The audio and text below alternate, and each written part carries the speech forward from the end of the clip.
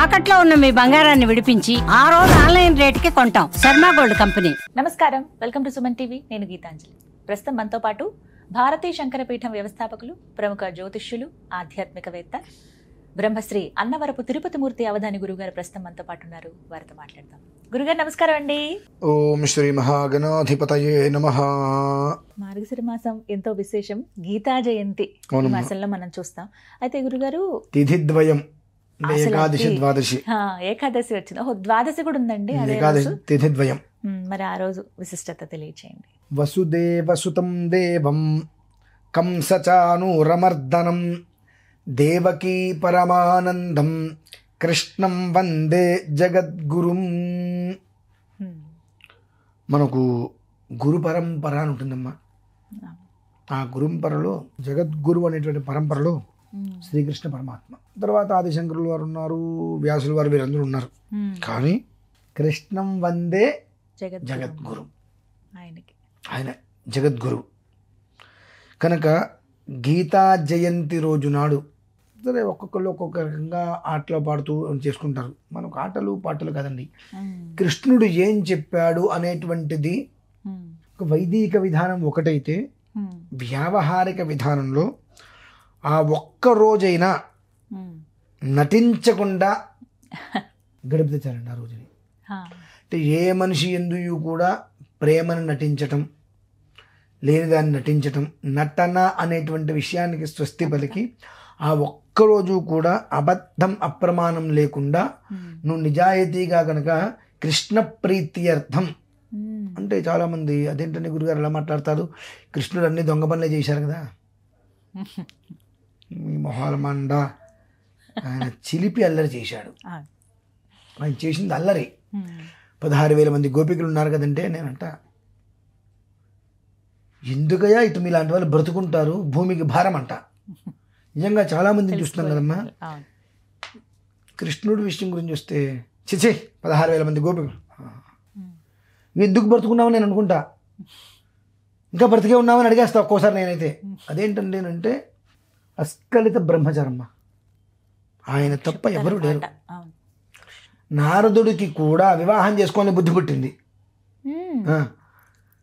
నారదుడికి కూడా వివాహం చేసుకోవాలని బుద్ధి పుట్టడం వల్లనే రామాయణం నడిచింది. అసలు రామాయణం నడవడానికి మూలకారకుడు నారదుడు.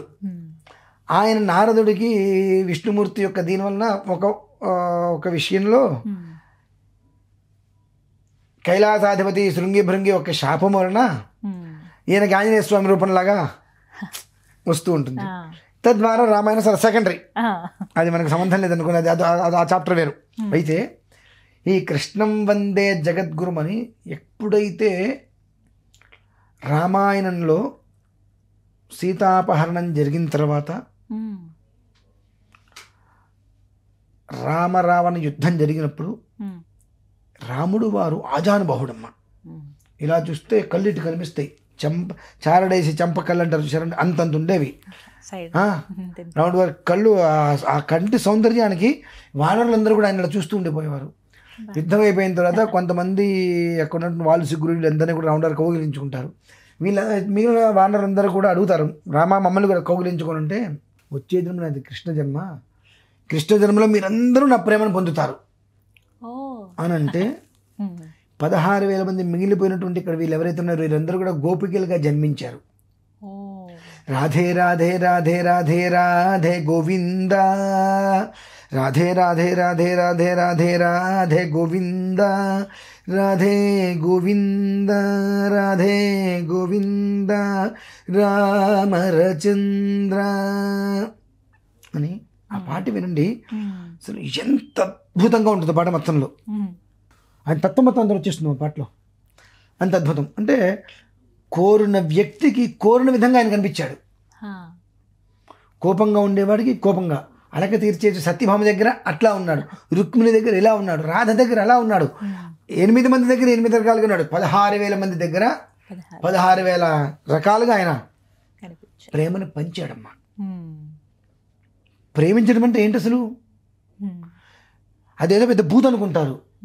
ప్రేమించటము అనంటే మీ అందరిని ఎంతో స్నేహభావంతో నా మనుషులుగా నేను దగ్గరకు తీసుకుంటున్నా. మనందరం కలిసి ఉండాం. తల్లిని ప్రేమిస్తాడు ఒకడు, పిల్లిని ప్రేమిస్తాడు ఒకడు, కుక్కను ప్రేమిస్తాడు ఒకడు. అన్నీ ఒకటే కదండి. ప్రేమ వేరు, కోరిక వేరు. అసలు రెండింటికి ఎప్పుడు సంబంధం పెట్టకూడదు. ఆ ప్రేమ అనేటువంటిది మాధుర్యం. తల్లి కొడుకుని చూడంగానే ఇక్కడ ముద్దు పెడుతుంది. పురిటి నొప్పులు, అన్ని నొప్పులు, ఇక నాకు మళ్ళీ నాకు పిల్లలు వద్దు నాయన భగవంతుడా అంటే 100 రకాల దండాలు పెట్టేసేసి ఆ నొప్పి తట్టుకోలేక ఆ పురిటిలోంచి ప్రసవించంగానే ఈ మొత్తం మర్చిపోయి ఆ పిల్లవాడిని ముద్దులు పెట్టుకుంటుంది. అదండి ప్రేమ అంటే. ఆ ప్రేమతత్వాన్ని అంటే ఆ రోజు మీరు అంటే వైదిక పరంగా చేసే విధానాలు చాలా ఉంటాయి. కానీ వ్యావహారికంగా మనం ఏం చేయాలి అని అంటే, ఇంట్లో పొద్దున్నే లేవంగానే గీతాపారాయణం చేసుకొని అటుకులు వెన్నపోసే స్వామివారికి నివేదన పెట్టి ఒకే ఒక్కరోజు అబద్ధం అప్రమాణం లేకుండా, ఎదుటి మనిషిని చీదరించుకోకుండా, నటించకుండా ప్రేమగా ఉండగలరండి. ఎందువల్ల నా మాట అంటున్నానంటే దీనికి కొన్ని పరిహారాలు నేను చెప్పచ్చు. కృష్ణుడు ఏమంటాడంటే, నువ్వుగా ఉండు, నువ్వుగానే చెయ్యి. ఏం చేసినా వాళ్ళు చూస్తున్నారో, వాళ్ళు ఉంటున్నారో, వాళ్ళ కోసం నువ్వు చేయకు. నన్ను నువ్వు ప్రేమించుతున్నావు, నన్నుగా ఇష్టపడు, నిన్నుగా నేను కోరుకుంటా, నిన్నుగా నేను చూస్తా. అంతేగాని వాళ్ళ గురించి వీళ్ళ గురించి కాదు. ఎప్పుడైతే నువ్వు కృష్ణం వందే జగద్గురుం అంటే నువ్వు నా దగ్గరకు వచ్చి నా పాదాలు నువ్వు పట్టుకుంటున్నావు అంటే శరణ్య నువ్వు అప్పటి వరకు ఎన్నో తప్పులు చేసినచ్చు. ఆ రోజు నా దగ్గరకు వచ్చి పట్టుకొని ఇదిగో నేను ఇన్ని అబద్ధాలు చెప్పా, ఇన్ని ప్రమాణాలు చేశా, ఇంతమందిని మోసం చేశా, నా కుటుంబ పోషణ కోసమునో ఇంకోటనో ఇంత నేను చేశా కృష్ణ. గురువువి కదా, నీ దగ్గర నేను చెప్పుకుంటే అంటే మా గురుగారు నాకు చెప్పిన మాట అండి ఇది. మా గురువుగారు కొన్ని విషయాల్లో నేను ఎలా అంటే, ఎప్పుడైతే గీతా జయంతి వస్తుందో ఆ రోజు నాడు నా కాలు పట్టుకొని చెప్పలేదు ఆయన, మీ గురుగారు కాలు పట్టుకొని మొత్తం నువ్వు ఎవరికైనా అబద్ధాలు చెప్పావా, ఎవరన్నా ఇబ్బంది పెట్టావా, ఇబ్బంది చేసావా, ప్రేమగా ఎవరితో ఉండలేదా, ప్రేమగా ఉన్నట్టుగా ఉన్నావా, ఏదైనా నీ మనసులో ఉంటే, నా వల్ల ఒకళ్ళు బాధపడ్డారు అన్నటువంటిది ఏదైనా గిల్టీ ఉంటే నీ గురుగారు పాదాలు పట్టుకుని మొత్తం అక్కడికి అక్కేసి మనస్సులోంచి 2 నిమిషాలు చాలు, మొత్తం అక్కడ వదిలేసి పునీతుడు అవుతావు నువ్వు. అటువంటి సాక్షాత్ కృష్ణ పరమాత్మ పాదాలకు పట్టుకొని అపరాధ సహస్రాన్ని కరియంతే అహర్ణ శమయ దాసోయం ఇతిమాం మత్వ రక్ష జనార్దన అనుకుంటూ ఆయన పాదాలు పట్టుకొని అకారణమో కారణమో ఏదో మంచో చెడో తెలిసో తెలియకో తెలిసే తప్పు చేసే తెలిసే చేస్తాం. భగవంతుడు నాకు జ్ఞానం ఇచ్చాడు, అది కూడదని తెలుసు, కానీ అప్పుడు పరిస్థితి తప్పక ఆ ఒక్కరోజు నాడు భగవంతుడి పాదాలు పట్టుకొని గీతాపారాయణ చేసుకో, నువ్వు ఏదైనా చేసుకో, ఎంత హోమం చేసుకో, ఇవన్నీ కాదు. క్లీం కృష్ణాయ గోవిందాయ గోపీ జనవల్లభాయ పరాయ పరమ పురుషాయ పరమాత్మనే పరకర్మ మంత్ర యంత్ర తంత్ర ఔషధ అస్త్రశస్త్రాల సంహర మృత్యోర్మోచయ ఓం నమో భగవతే మహాసుదర్శనాయ దీప్త్రే జ్వాలాపరీతాయ సర్వదిక్షోభనఘరాయ హుం ఫట్ బ్రహ్మణే పరం జ్యోతిషే సహస్రార హుం ఫట్ స్వాహ అని చెప్పి కృష్ణ మంత్రం, ఇది సుదర్శన మంత్రం అన్నమాట. ఆ రోజునాడు మేము ఎక్కడున్నప్పటికీ కూడా ప్రత్యేకంగా మహాసుదర్శన మంత్ర హోమం చేయడం జరుగుతుంది. ఒకటి ఆ వైదిక క్రియ అంటే మహాసుదర్శన హోమం. ఆ మహాసుదర్శన హోమం ఎక్కడైనా నిర్వర్తించుకొని ఇంట్లో మాత్రం గీతాపారాయణ చేసుకొని కృష్ణ పరమాత్మ దగ్గర ఈ ఒక్కరోజు మాత్రం నేను నీతిగా సత్యం జ్ఞానం అనంతం అన్నట్టుగా ఈ ఒక్కరోజు మాత్రం రాత్రి పడుకునే పోయే వరకు కూడా ఎవరికి అబద్ధాలు చెప్పకుండా ఉంటా తండ్రి. కానీ తప్పదే, అప్పుడేం చేయాలి? ఆయన దగ్గర మౌనంగా ఉండండి. ఇప్పుడు ఈ ఇన్సూరెన్స్ పాలసీ వాళ్ళు ఉంటారు, వాళ్ళు నిజాలు చెప్తే ఎవరు కొనరు, నిజాలు చెప్తే ఎవరు పాలసీ కొనరు. అబద్ధాలు చెప్పాల్సిందే, అబద్ధాలు చెప్పకపోతే వాళ్ళకి కుటుంబం గడవదు. ఏం చేస్తాం మరి? ఇటువంటివి ఉంటాయి. కనుక ఆ ఒక్కరోజు కనీసం మౌనం అనేటువంటిది ఎంత తక్కువగా ఏదో జపం చేసుకోకుండా జపం చేస్తున్నానని చెప్పద్దు. మళ్ళీ ఏదో ఓం నమ శివాయ, ఓం నమ శివాయ, శ్రీకృష్ణ లోపల శ్రీకృష్ణ ఇది కృష్ణాక్షయం కృష్ణ ఇదే జపం. కాస్త కృష్ణ జపం చేసుకుని దాని నీకు వాత్సదర్శనం రాదుగా. కాబట్టి మహాసుదర్శన హోమాన్ని నిర్వర్తించుకొని ఇంట్లో గీతాపారాయణ చేసి చక్కగా నమామి సద్గురుం శాంతం ప్రత్యక్ష శివరూపిణం. నీ జీవితాన్ని బాగు చేసిన గురువు గారు ఉన్నారు, ఇలా ఆయన పాదాలుగా దానికి నమస్కారం చేసుకొని హాయిగా ఇంట్లో కృష్ణ పరమాత్మ దగ్గర కూర్చో. ఎక్కడన్నా నీకు బాగా తెలిసిన వాళ్ళు ఉన్నారు, మంచి చోట ప్రదేశం ఉంది, అక్కడ వాళ్ళకి మనం కనుక నిర్వర్తించుకోగలిగితే వాళ్ళు మన పేరు మీద హోమం చేస్తారనేటువంటిది నీకుంటే వాళ్ళతో చెప్పి సుదర్శనమని నా ఒక్కరోజు చేయించుకోమ్మా, అంతకు మించి కావాల్సింది ఉందమ్మా. కాకపోతే ఇవన్నీ నువ్వు చేయించుకుంటున్నావు, దాని యొక్క ఫలితాన్ని నువ్వు అనుభవించాలంటే ఆ ఒక్కరోజు మాత్రం అసత్యం ప్రాణం పోతే పోయింది, అసత్యం ఆ ఒక్కరోజు కనీసం.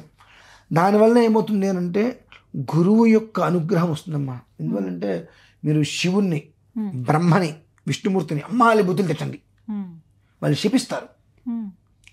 మీరు నమ్ముకున్న గురువు గారి దగ్గరికి వెళ్ళి నేను కోపం మీద బ్రహ్మ విష్ణు మహేశ్వరులు ముగ్గురిని అమ్మాలి బూతులు నోటికి వచ్చింది తిట్టేశానయ్యా, వాళ్ళు నన్ను శపించారు అంటే ఆ గురువు అనే పదం దాన్ని ఉపసంహరిస్తుందండి.